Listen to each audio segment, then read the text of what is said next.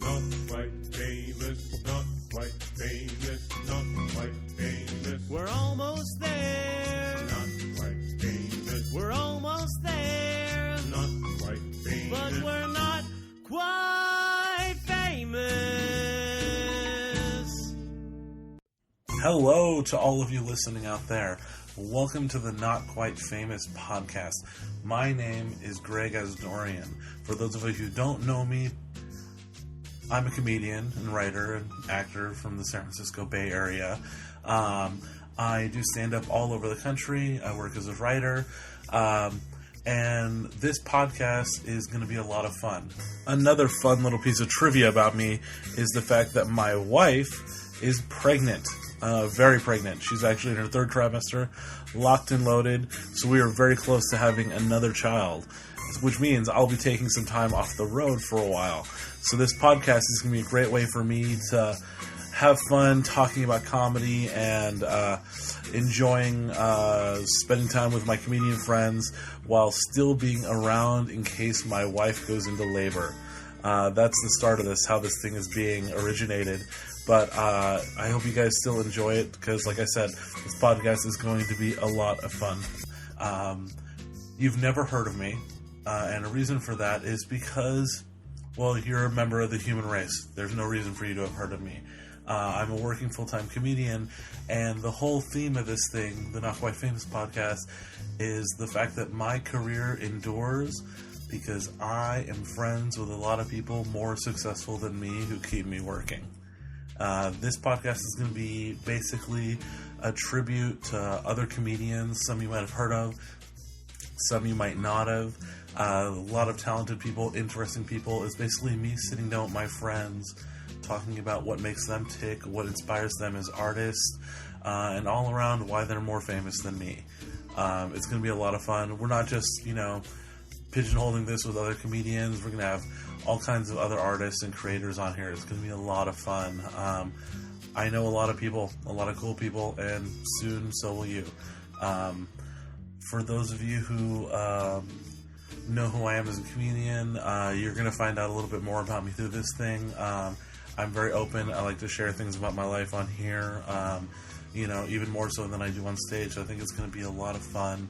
The Not Quite Famous podcast, this is the first episode, so we're going to go right in. The first episode is going to be really great. Occasionally on this thing, I'm going to have co-hosts, the two of them interchangeably. One is my good friend, Chris Dirtbag Kendall. He's hilarious. He's a co-writer of mine. Very funny personality. He's going to be on this one. Also, occasionally we're going to have my co-host and also writing partner, Matt Bailage. Both very funny guys. They're going to be on a lot of these episodes. So I hope you guys enjoy it. Our first interview for this episode is with one of my favorite comedians who's out there, is Stephen Pearl. Stephen Pearl is a living legend. He's been doing stand-up all over the country for 30 plus years. We get into a lot of great topics about comedy, about his life, finding out how he kind of started doing stand-up by accident, which is a really great thing we end up talking about, how he grew up in Long Island, New York. It's funny, he moved all over the country, ended up falling in love with San Francisco through credit card fraud. I'll let him explain that to you guys.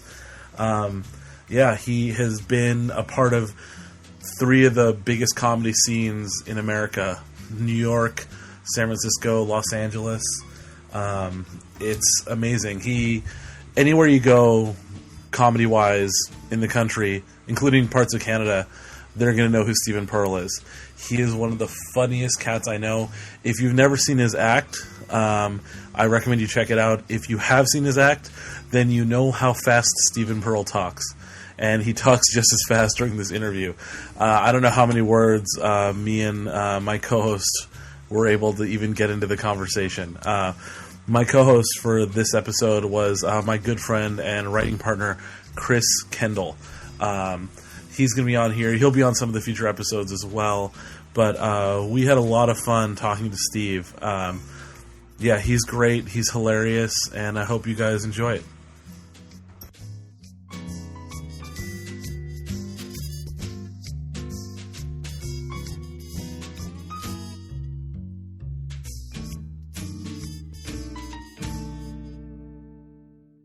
You guys are listening to the Not Quite Famous podcast. I'm Greg Asdourian. With me is my co-host, Chris Kendall. How does it? And we have a really great guest in with us. Hilarious comic, a very good friend of mine. One of my favorites to listen to, Stephen Pearl. Thank you very much. Here, just as opaque and obsequious as ever. Good to be here. Hello, is the mic? Can we have more talent on the mic? A little more talent on the mic. More orange. It needs more orange. Yes, this is our third time starting up the show because I'm incompetent when it comes to sound equipment, apparently.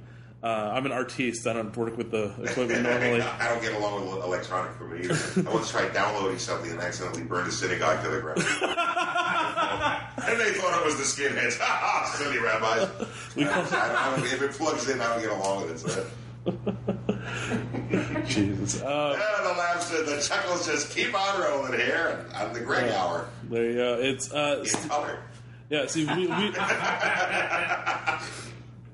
we met a couple years ago, didn't we? Where did we meet? It wasn't any Did I place. first meet you at Mercedes? Or, Maybe, but like I feel like it was some other god They awful. say in the Red States masses. I think it was some other god awful off night show. It wasn't a club, I know that. We sure as hell didn't meet at an actual comedy club. Yeah, free room in Burlingame, right near the Pez Museum. It's really good. With the gas, I only lost $8 on this gig. I know, right? It's maybe one of those god awful shows in Danville where you're just surrounded by like expensive wine and white people. Actually, I've had some fun at that place. In fact, I had so much fun there, they eventually stopped doing shows. Oh, this is making too much sense. People were coming in and having a good time. You can't have this anymore. Yeah, I had a couple of little weird judgmental nights, but most of them were pretty cool. I like that place. Yeah, no, and God, you've been doing stand-up for... Since 4 Beatles roamed the earth. It was a long time ago. Paul, let's form a band. That's a good idea, John. So, no, it's... And so you're not from SF originally, right? You started somewhere else. Long Island. Good place to get out. This train goes to Amityville, Copain, Massapequa Park, change of bank, goes to Plain to Gibson. You live with me. It's Lee Cedars, Lawrence, and far away. Thank you for my old-timey Long Island people who never got off the island. I grew up there, and first time ever, I always wanted to do comedy, but I was like, get on stage, no. But I went to this art school / college called the School of Visual Arts in New York City on 23rd Street, where you get an art diploma, which means you never work again. You hang in the cab you're driving. Yeah. And anyway, they had a talent show at the end of the year right before I graduated in June of '77.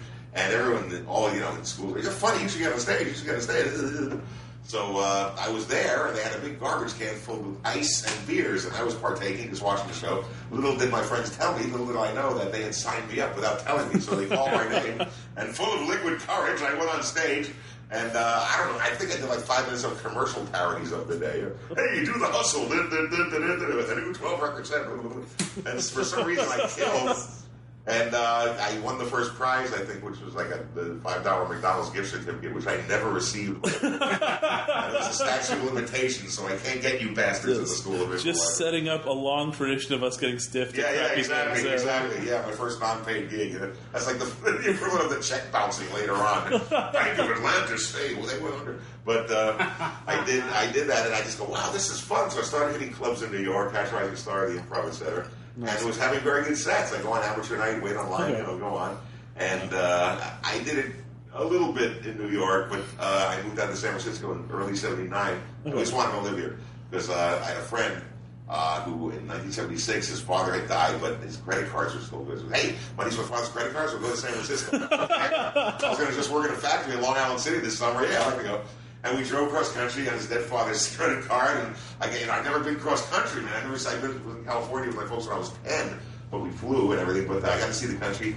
And San Francisco, whoa, look at the scenery here. You don't get this in Inwood. You don't get this in Valley Stream. Just flat, gray, dismal, crappy, shitty weather. And I go, wow, well, I only have one life. I'm going to be dead soon. Why don't I live here? So I saved my pennies in New York and moved out here in early '79. Came out here in early '79. For about 3-4 months, scoped out the comedy scene. I wanted to do stand-up, and I went to the Holy City Zoo and that little Urick's Funny Cabin where comedy magic happened, and where many of us made our bones, including myself and Ellen DeGeneres and Rob Schneider and Robin Williams and lots of people. Anyway, and then other clubs, The Punchline, The Other Cafe, other places, and I just started getting into it. went back to New York, packed my things, and came back out, I think, late October. Maybe it was Halloween of 79.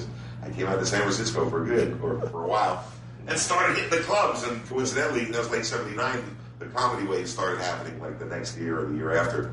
And we just, that was some beautiful. other people rode that wave. So, and some of us had landed on stardom, and most of us ended up nowhere. Yeah, you had this really great graduating class that you started with, too. It's like, oh my God. It's like, Robin was already kind of he was established already, at that point. and his right? fame was like pretty new, because Morgan Liddy came on in September of 78. Okay. I moved out maybe a year later, and I'd seen him perform in early 79 on my visit at the boarding house. And he was amazing. Him and Bill Kirkendall played in the same week or a week apart on solo shows. And, I really want to do this. That just, put the clamps down. Yeah, you got to be a comedian. What was Rob Schneider like back then? Early, he was funny. He was a little guy who did a good Elvis impression and this and that. I didn't really watch. I watched him some. I didn't watch him a lot, but I liked him. He was a good guy. Yeah, I met him when I was like 16 at a Giants game randomly. He was sitting in front of me and my pop once. And it was really weird. Just nice guy, super jovial. Very nice guy. Down to Oith. Very nice Oith. He's a mensch. You want to never met a Jew Filipino before, too. That was pretty cool. Is he Jewish and Filipino? I never realized that. I think he might be a third or an eighth or a 16th. I don't know, something. That's kind of hilarious. I never knew that about him. Cool. That's where the matters come in. I don't know what that means. And the career in Hollywood. Yeah, the career in Hollywood. We need a Jew Filipino. He'll be him. Yeah, you never hear we need a Rob Schneider type anymore, though. You don't hear that conversation. And you never heard we need a Stephen Pearl type. What about me? I'm Stephen Pearl. Oh, you're too Stephen Pearl, though. We need someone less. Well, you're actually, that term's a little dated now. Now they call that an Asdourian. Yes.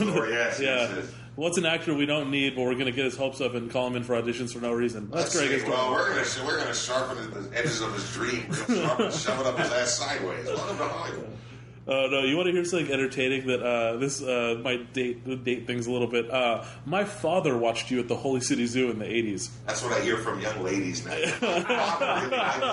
He saw you when that wrinkly guy Reagan was president. Back when 3 Beatles roamed the earth.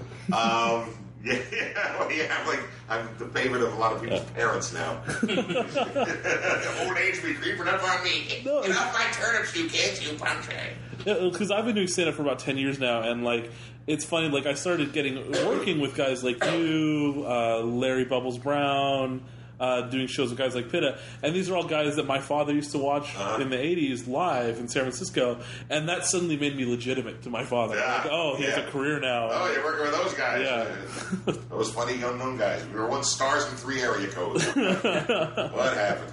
So over the years, do you have a favorite show and venue that you would go to? Or do you have one place you say is your favorite place? You mean in San Francisco, in the area, or anywhere? Anywhere in the world. I played lots of great places. There was a place in Fort Myers, Florida called Laughins, and they were either there or they were in another place. There was a nice big room, and you could do 2 hours there. It was the crowd. If you showed up, they loved you. If you knew how to handle a mic, they thought you were a god. It was just great. And there was a club in Edmonton called Yuck Yucks. There's a string of comedy clubs throughout Canada called Yuck Yucks. They used to keep me employed, but I couldn't get work in my own country. It was like Jimi Hendrix having to go to England, to make it. Nobody likes me here, man. I'm interested there, brother. But they had a club in Edmonton, in the Edmonton Mall, which is this city with a roof. It's like the biggest mall ever. It's huge. But that crowd was amazing, and just different nights. Like that nights at the Punchline here, the Holy City Zoo was where we really got good and loose and learned how to riff and everything. You go there, Robin would be there on any given night, or they'd give Ellen DeGeneres a weekend where she made $50 or whatever. And it was just so where a lot of us cut our teeth. Same rates. We're still getting paid now. Yeah, Same rates. You can't get it for $50 now, no more. Try $50 million. Yeah, no, it's funny. I'll take $50 now. Yeah. Boy, have I advanced. I know it's fun. Yeah, you can buy shit with $50 now. $50. Hey, give me a toothpick. Well, I look forward to replacing Larry as the oldest working feature in comedy. Okay. So, yeah, my entire career is predicated on being friends with people who are more successful than me. That is. Well, if you think we're more successful than you, boy, I think we should all jump off the bridge holding hands right now. It's so all right. So you moved here. When did you go to LA? I went to LA and I got in at the Comedy Store in December of '86. I went down there for a while and I worked with a fellow named Sam Kinison up here. Who yeah, that was in the thick of it. You might have heard of him. We call it Nobody Sleeps Week. I don't think anyone blinked that week. But I worked with him twice before he made it because I heard all about him. I think in '84 or something I worked in Houston. And so he kind of reminded me of Sam Kinison. You're crazy up there. And half these people would tell me what a genius he was. The other half would tell me that he was an asshole and they wanted to kill him. So I got to beat this guy. But I got to work with him, and I was headlining up here. That was kind of known, doing Alice Bennett show, radio show and everything. But they bring Sam Kinison. Let me visit. Let me just work with him. I just want to be. So they let me middle, and I worked with him the first week, and I think they had to bring up like a month later because he made like $3,000, but he spent $5,000. I had to bring him up. He's like a comedy indentured servant. I had to bring him up to pay back the money he spent, in advance or something on the first set of shows. But I worked with him, and then I came down to L.A. and Sam. I auditioned for Mitzi, who was usually never in the room when you audition, so I went nowhere. But Sam dragged her in the room and cornered her and made her watch me, which was pretty cool. Watch this guy, I'll burn his place to the ground. I love Mitzi Shore is just like a ghost. Well, just one of the many ghosts that hosts the Comedy Store. Yeah. It's like, well, she was there a lot then. Now she's not in great shape. But I got in as her paid regular because of that. I had a really good set. And Sam made her watch me and everything. So, I want you to move down here. So, okay, Mitzi. And but I was still up here because I had a lot of work and I didn't want to give it up. So I moved down to LA for a while on June 24th. I think it was the night Jackie Gleason died. And we did a set at the Holy City Zoo. And George Schwarter and his daughter were casting for their show called Comedy Club, where comedians would do sets and all that stuff. So I did the Holy City Zoo. I drove down to LA that night with my U-Haul and everything I could take. And I was in LA after that. And I did their Schwarter show a couple of times, I think. But okay, so like 80... I was honored it got canceled very quickly. So like 87, Kinison, he was probably vibrating from cocaine at that point. Like who wasn't back then? Yeah, everybody was. My God. So it was a simpler time, and the teeth were grinding all over the place. But it was interesting times. One of my favorite like legends about the Comedy Store that I've always heard is the reason the men's rooms are all painted black is so you can see your lines better when you're in the bathroom. Like I've heard that from a lot of comics. Hey. Well, I don't know how it was developed. It opened in '72, so I don't know what it looked like then. So, but the white floors and shit, where nobody can find their clothes. So, by the way, it's red and black. The school colors of hell. Yes. No, there's something just ominously terrifying about the Comedy Store Tilt. I've had a lot of great sets there. I love it. I've produced stuff there, but just like there's something about it that's just horrendously intimidating for no reason whatsoever. Well, now back then, I caught the tail end of the good days there, Kinnison and Roseanne and Dice and all that stuff. So, but the place always had an evil energy to it, and they say it was possessed. They're like ghosts because they've been haunting it since it was zeros back in the 40s and 50s. They always. Like, if it's mob guys who were whacked in the kitchen or whatever, but there has been like a bad feeling there. And I've seen some stuff go on there. I've seen some weird stuff that could be explained. So that's interesting. Like, they do like ghost tours there now, which entertains me a great deal. Yeah, every Halloween, we need the money. Come on, the ghosts don't even go there anymore. It's so dead now. It's like, ooh, we can't be seen here. Let's go to the Improv. Yeah. And even the tourists who buy tickets for the ghost tour have to bring at least 7 people to watch them do the tour. Yeah. So it's... I know, it's a bringer. It's a bringer tour. Otherwise you can't tour again. Yeah, the ghosts need to bring like friends that want the place now. Ooh, go to the Improv. Sorry, this is Goblins Night. Ghost Night is Thursday. Come back. I'll clear the house. Even though we can see through you, don't clear the house. Clear the house. Get out of the way, ghosts. Do you ever get down there still? With LA, rarely. I'm going. I have a gig in Vegas in December, and then after that, instead of driving all the way back, I'll probably go to LA and stay there 10 days or whatever. Yeah.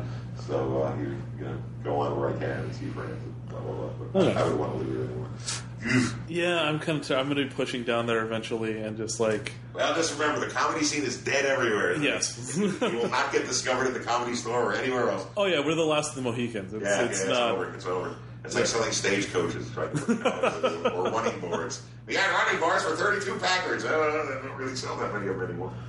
So what brought you back up here? Because I know you're down that you I only got sick of LA. I got tired. I lost my. I was just tired of it, man. I was ready to do the Dutch, and I was for 15 years. I've been wondering about an old girlfriend of mine from the '80s named Nina, who's in that room now.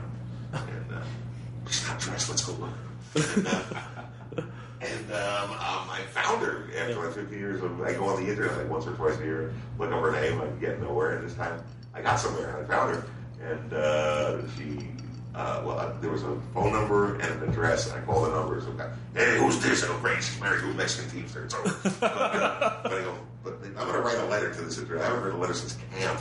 So I wrote a letter to that, and I figured I'm going to get my ass kicked or nothing's going to happen. It turned out the phone number was wrong. It was somebody else's, but it was the right address. So she called me 2 days later. Yeah, I'd love to hear from you. So I came up here a couple weeks later, and that was it. We said, let's do this. I'll move up here. And I go, bye, LA. And LA is so beautiful, and it's disappearing in your rearview mirror. Bye, see you later. Yeah, there's something about driving over the grapevine that just takes the weight off your shoulders. Yeah, and just getting closer to the big red bridge, safe, closer to the big red bridge, safe. And, when I got out of LA, the horns fell off my head, the 3/6s faded away. It was great. So, I can, now I can play, I can do shitty free rooms up here, too. So, I can be a has-been up here where it's nicer, so here we are. So, thank you, God, for being here in my life at this moment. It was the right time, so we're engaged. And, LA is just a place to visit now. Nice. I'm glad you specified that she's still alive, because the way you said that, like, oh, she's in the closet in the other room. That's Bubbles. When you're wrapping Bubbles around. Hey, there's a leg here. Which hooker, number 7 or number 15? Bubbles is making the perfect woman out of different hookers. Just remember, like the Frankenhooker model. She's alive, and she's a train wreck too. She's nagging. Yeah, I look forward to what we find in Larry's apartment after he dies. That is going to be one hell of a Huffington Post article, I'm sure. Yeah, he's going to make John Wayne Gacy's apartment look like a playground. Bodies to the left of me, bodies to the right of me. We're only making fun of him because he said no to being on the podcast. Yeah. He has a no podcast rule, which made no sense to me. He didn't want to do mine either. Referendum, RAFFERENDUM.com. Fun conversations with Robin Williams, Johnny Winter, Edgar Winter, Tom Dreesen, Bobby Slade, and lots of other interesting, fun people. See, think about how many people we know that don't have anything to plug right now. I know. So that's a victory. And if you don't have a podcast show, there's something wrong with it. Yes. Get out there. If you don't have a podcast show, get one. That's the thing, is that I feel like I'm late in the game and starting the podcast. I feel like everyone has me beat to it already. Yeah, so you just add another one. What the hell? Yeah. Good nerd. No, it's funny because I did morning radio for a while in San Francisco, and that was just awful. It's just I think I fell asleep on the air at least 4 times. Gonna be out doing comedy till 2 in the morning. Yeah, I'm sure. And then try to do on radio now. They tell you what to do, what to say. It's all cool. Where they just want a fucking robot. Yeah. If you can get a gig, be like Howard Stern or Alex Bennett back in the day. That's pretty cool. You can do what you want. Yeah. But otherwise, it's like, hey, here's a new hit with it. This crap isn't even music. Hey. Yeah, but even guys like that left terrestrial radio. They're all doing the satellite stuff now. Yeah. They don't have any censorship. And, yeah. There's a lot of. That's why I like the whole podcasting thing. Because I think it's. It gives, especially comics, like the amount of effort we put into censoring ourselves on the radio. Sure. Especially like we're doing some god awful morning radio show in Montana to plug some barroom show that we're doing for Tribble. Yeah, we'll be in a big club called the Room with Chairs and Tables in it tonight, formerly called We Don't Get It. Yeah. I love it. You walk into a bar in Winnemucca, Nevada after a show, and you're the only person in that room not wearing a cowboy hat, and you're just like, I'm going to die. This is how it ends. Okay. The only one in there with a dental plan, something's wrong here. Yeah, you always hear a baby crying. You don't know where it's coming from, but somewhere in that room there's a baby crying. That's probably someone who just had a baby there. My 19th.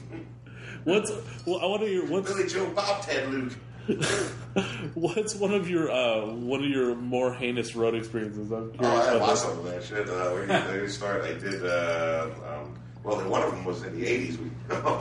We had a gig somewhere here, and the gimmick of this was before cell phones, so the gimmick of the club was like it was a pickup joint. I decided to have comedy there, and each table had a telephone on it with a number on it. So, hey, number 9, this is number 7. Come over. Come on, go to my house. I'll play the new Journey album. So, but they forgot to turn the phones off that night, so me and 2 other guys stand up, ring, ring, ring, ring, ring, ring. That was a lot of fun. They paid us. But no. I did, there was one gig, what was I thinking about? I can't think of it. I played a club in New York. I'm not going to say because a lot of people like the owner of this club. Okay. I think he's an asshole. He's a real asshole. But it's Dangerfield. No, I had fun at Dangerfield. They let you stay at Rodney's apartment next door. And he was in the city. I had fun at Dangerfield. But we was working this club in New York, and I went on and I just fucking destroyed. And the other comics were lame, man. I'm sorry, they just couldn't get it going on. So I'm leaving. I go outside the owners. I sit there. I didn't like what you did. I thought it was this and that, and it suffered from false modal frame and plain diatonics and opaque usage of adverbs.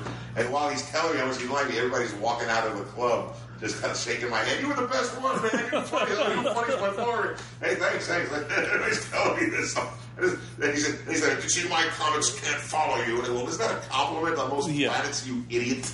Yeah. So, nothing like burying a mediocre headliner every now and then. It's kind of nice. Well, this is the funniest man in Oceanville, Brownsville. This is the funniest man on 18th Avenue. How dare you all show him up? And I just went up and did my thing and just destroyed, and then they always, that's not what we're looking for here. It's so, we got those. I had one gig in South Carolina, and I would get even a little pro-Obama. Half the socialist bastard. That's the new N-word. I mean that socialist. You like Obama, you socialist lover. But like half of the room got up and they go to the club and goes, hey man, maybe you know this is not a red state, this is a blood red state. Some of these people's great-great-grandfathers owned Obamas. Like, I'm a comedian, I'm just doing a joke, Jesus Christ.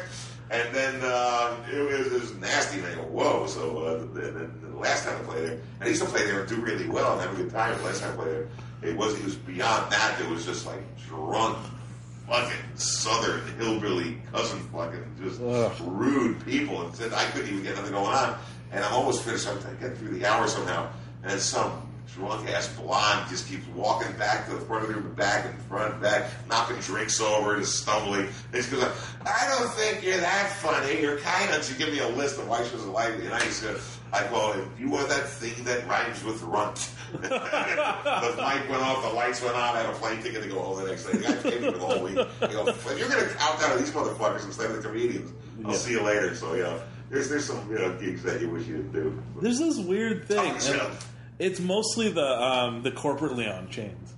Exactly. This guy had the cow tower. Yeah. Most of it was tourists. It was on Central Island. He had to do. There was a guy, Harry Basil, who was very funny, brilliant comedian, and he just did something. We had to get a girl, a volunteer from the audience, and he brought some girl up, and she complained. He grabbed me by the wrist, and I didn't want to go on stage. And so he wasn't allowed to go there anymore. Yeah. And this guy had this cow tower. These idiots. What can you do? Yeah. Well, there are comics who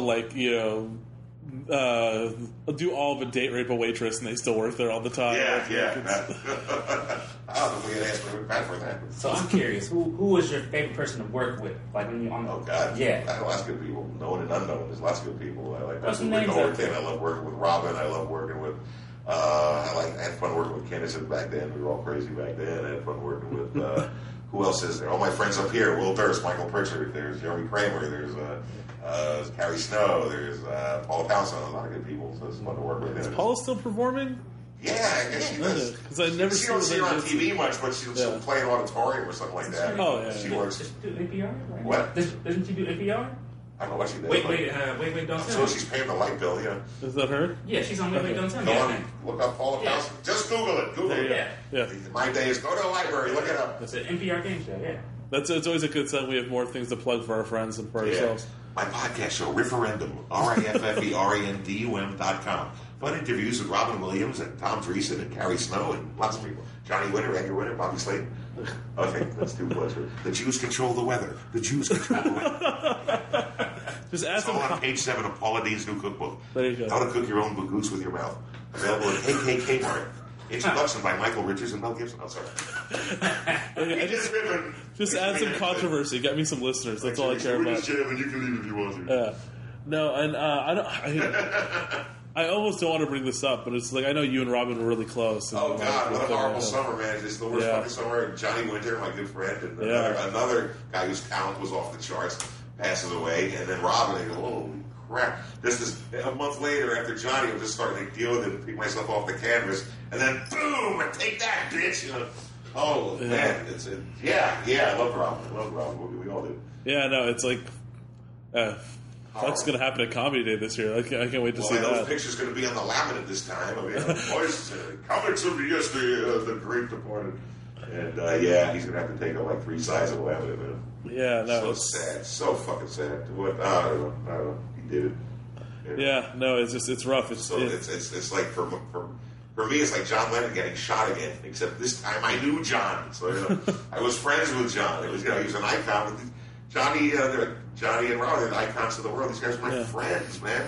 These are my friends, and I moved back up here after a million years in hell down south. And we reconnected, and he was so nice and generous, and just Yeah, he talked about you a lot, like a lot of interviews and things like that. He name dropped you a great deal. I greatly appreciate it. He's a good man. Yeah, no, it's weird because like I've met him a handful of times, and always super nice, always super. He was an accessible neighborhood guy, man. Yeah. Belonged to the world, but he was still in the Bay Area. So. Yeah, it's weird. Like I was in Safeway the other day, and like in line behind me are like two girls looking at him on the cover of People magazine, and it's weird hearing somebody talk about the death of somebody you knew personally and not talking to you. That too.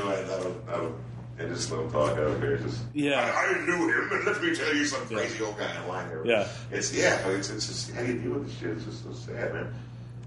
Double kick in the head for me. So. Yeah, there's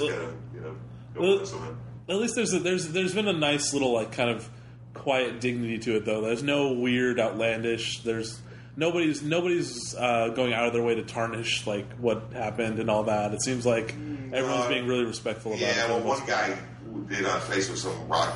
I don't know who he is, some guy, but and then he apologized because that was his first reaction was anger. So he was fucking Robin, how dare you do that? But it's forgiving. People react different ways. For me, it's like God, it's like everything. It's like confusion. It's anger. It's walking around in a daze. And I think of the fun things. And I laugh, and it's just depression. Oh man, it's so God. It's horrible. It's horrible. Yeah. Yeah, that's the only way to describe it. It's like when Lennon got shot, it's beyond comprehension. Why? Yeah. And he was doing a song called Richard Cory that Simon and Garfunkel did. It's from an old poem from the 1880s or 90s. It's about it fits this so perfectly. It's about a rich guy who owned half the town, and everyone loved him, and he goes to functions and gives money to charity. But I work in his factory, and I make 2 cents a year. But then one day, Richard Cory went home and put a bullet through his hand, and no one knew why. It's very appropriate song, sadly, for this time period. I'm glad I brought this down. Yeah, let's end the show on a low note. Let's kill this momentum. Hey, how about that crib death? But I got to. Oh man, that's a nice little thing pointing in the back of my head now. No, it's I don't know, it's just a horrible thing, and I believe strongly in life continues. So, for one thing, it beats the alternative. So, and he'll see him again, but I just know it's not what he's looking for.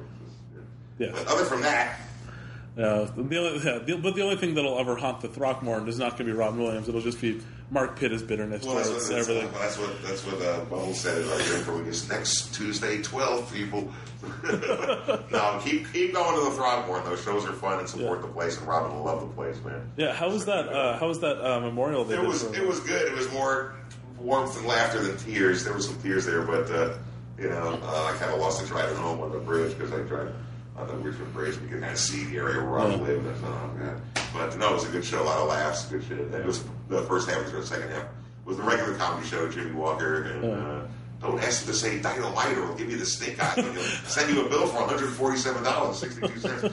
And Brad Williams, a really funny guy, the dwarf kind of little guy, very funny guy. Little guy with big laughs. And no, it was weird being there and knowing Robin's not going to be here anymore. Because that was like a home base for him. It was like after Kennison died, for 2 years I kept expecting him to pull into the comedy store and stomp into the place. But it's not going to happen anymore. But still, the Throckmorton is a great place, and keep going there and supporting comedy. Yeah, it's really entertaining who you run into at the Throckmorton. It's such a weird mix of nobodies and somebodies. For lack of a better term. Like, mostly nobodies around there. But but talented nobodies or whatever. No, it's a good place. It's a nice place. Great. A good neighborhood theater run by the salt of the earth. Good people, Lucy, and everybody. I thought you were describing Mark Pitt as salt of the earth. That was going to entertain me a great deal. I remember the first time. I hear he likes salt on his dinner. Salt in his wounds too. That's Mark Pitt. No, I remember the first time I ever. You leave Mark alone. He doesn't know who I am. Well, now you're finished. You're through in Mill Valley. You'll never play there again. No, it's funny. The first time I went to the Throckmorton, I went there I was with Bubbles, and I go there, and I had worked with Mark at different places, maybe like a dozen times over the years, and just like I'm hanging out. I wasn't on the show that night. I was just hanging out, and I'm walking with Bubbles to the green room, And Pitta just says, "Oh, actually, this is just for comedians." Didn't remember He said me that at to all. me, he would have needed another nose job. Oh, man, you're looking now, pretty boy. Yeah, it's Charmer, that Mark Pitta. Great comic, hilarious guy, great show at the Throckmorton, and complete and utter charmer, that Mark Pitta. I know, right? Okay. How many more bridges can we burn on this podcast? Hey, you're blowing up the road on the way to the bridge, ladies and gentlemen. Yeah, come on. Hey, here's Hermione Gingo. That's the freedom of being a nobody, is that nobody has any That's idea. what I say. I'll say something like, when you have no career, you can have everything. You know? What can they destroy? What can you do to me that show business has not done already done? Oh, I have a hard enough time getting booked in my home club, The Punchline, at this point. Like you guys do more dates there with that dinosaur show that you and Bubbles do. Yeah, once every Haley's Comet, we get the dinosaur show. Sorry, when you're in your 60s and unknown. You know, how good you are. What is it? We're going to bring up some LA corporate hack, you know. Some white kid with a shaved head who thinks he's a hip-hop artist / comedian. I'm going to bring that up. That's. I did a show at the Improv in San Jose, and they had some like Latin hip hop group that was rapping in Spanish, and I'm just like, why did I get booked for this? Like, Oh, God. I'm in a suit and tie, you know, very clean cut, very old school in my approach. My spirit animal is Rodney Dangerfield. Yeah. And I'm like, why did I get booked for the show? Like, you always have those weird combinations of like when they just. Oh, I did something in some like some Italian American. Oh, the Sons of Italy here, Human Night. We got an announcement. Dominic Smegmetti of Burlingame blew his brains out last night. Sliced his wrist in the bathtub. Very sad occasion to the president. Now the comedy of this guy here.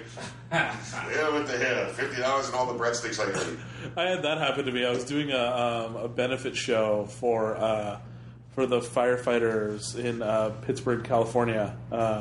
Because apparently Johnny Steele's too old. They don't call him anymore. So we both graduates of Pittsburgh High School, me and Johnny Steele. Oh, yeah. And I'm doing this benefit there, and like right before I'm going to go up, they say, "Now we'd like to take a moment of silence for so and so who died 3 weeks ago," and just like they have this awkward moment of silence, and I'm just like.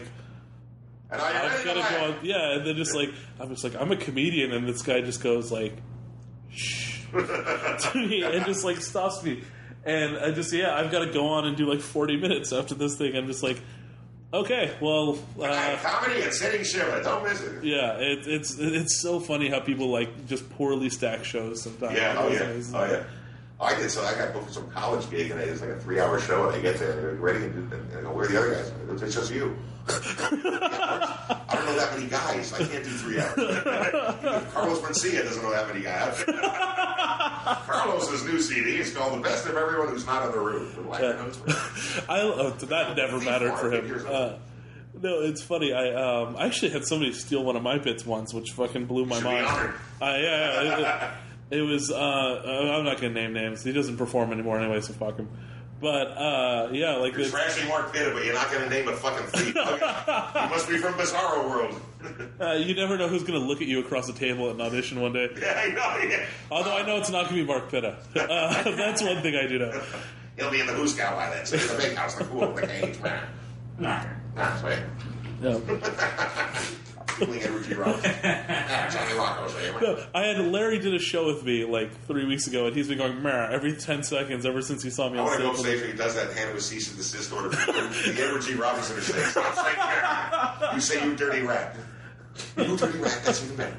Eventually, we're going to find out Larry Brown had a stroke, and that's just how. He didn't mean to say it. The most exciting comebacks was Larry Fine after his third stroke. Yeah. Hey Mo, I'm going to be big again. Yeah. Shut up, Pony Pine. Can you feel that, Mo? I can't feel nothing on the right side of my body. Yeah.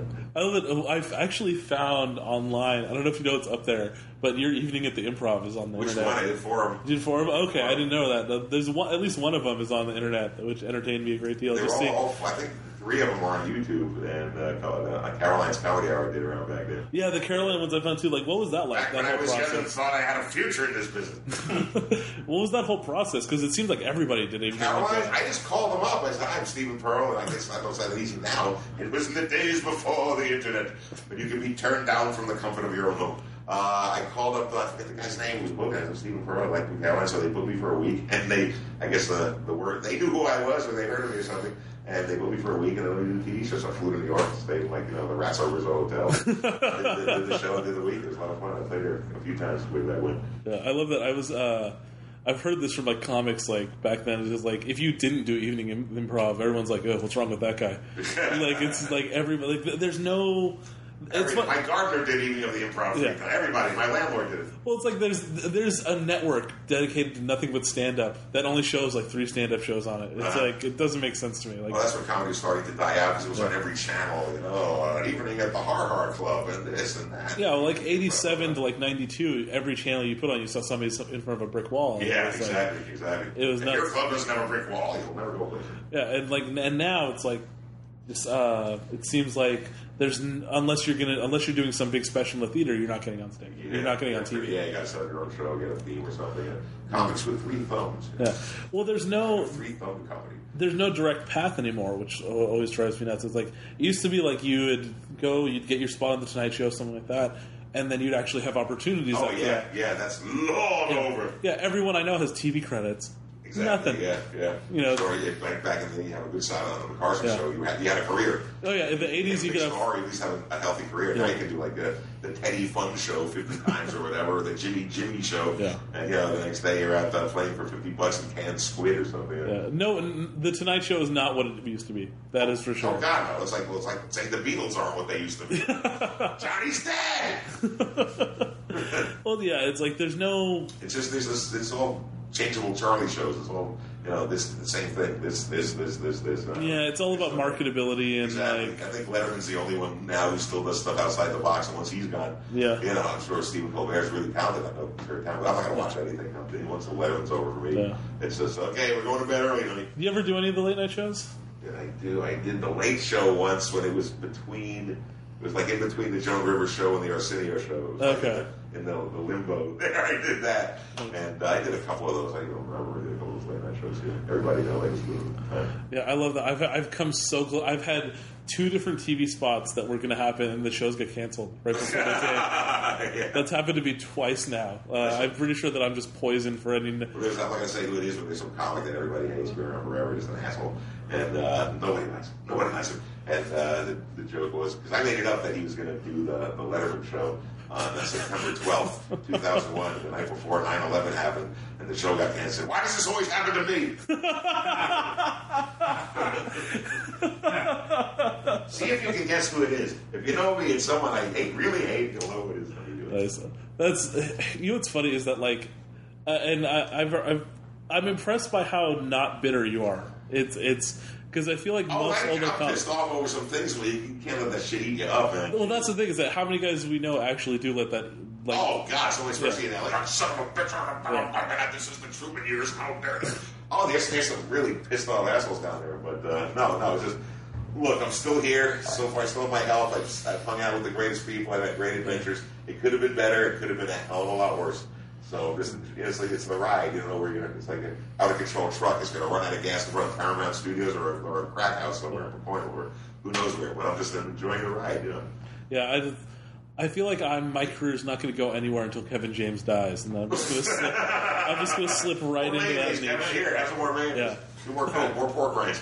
But no, just look, you want to be like, want to be famous and happy like Rich Jenny, or you want like Freddie Prinze, or what Robin did. You want, or Drake Sather. I would have loved to have any 1/1000th of the career these guys had, and they all took their own lives, man. I'll settle for Louis Anderson. Everyone forgets he's there, and then you'll see him on something randomly. Yeah. Oh, look at him! He's still alive. Good for him. Well, he's pretty much I think stays in Vegas now. Yeah. So yeah. That's funny, Kevin James, but who's the other one? Mike and Molly, Billy Gardell. Oh, Billy Gardell. Yeah. That's or Ralphie May, maybe. I love that. That was my chance at like being on TV with a really hot TV wife. Was like getting on a sitcom, and now even the wives for big dudes on TV aren't hot anymore. Now that Mike and Molly show, like even he's with a fat chick now. Like, all right.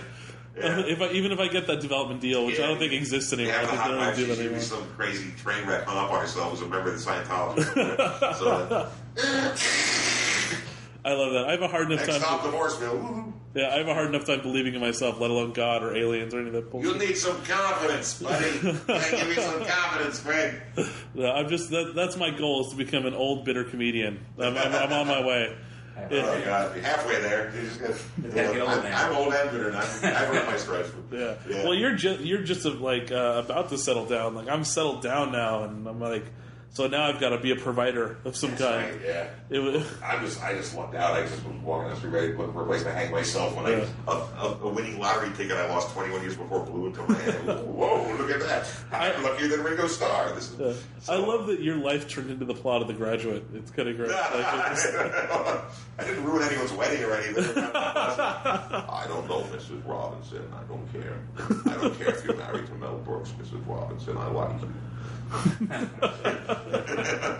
It's very bad Dustin Hoffman impression. No, man, it's really interesting because like I've got all this pressure now. I've got the 4-year-old, and then I've got the new baby on the way. I'm always locked and loaded. She's gonna pop literally any day now. I mean, we're gonna have another kid. Okay. Yeah, her due date is on Wednesday. It's Monday right now. Her due date is on Wednesday. As you're listening, it's the baby is starting college. So you know it's gonna be boy or girl. Or...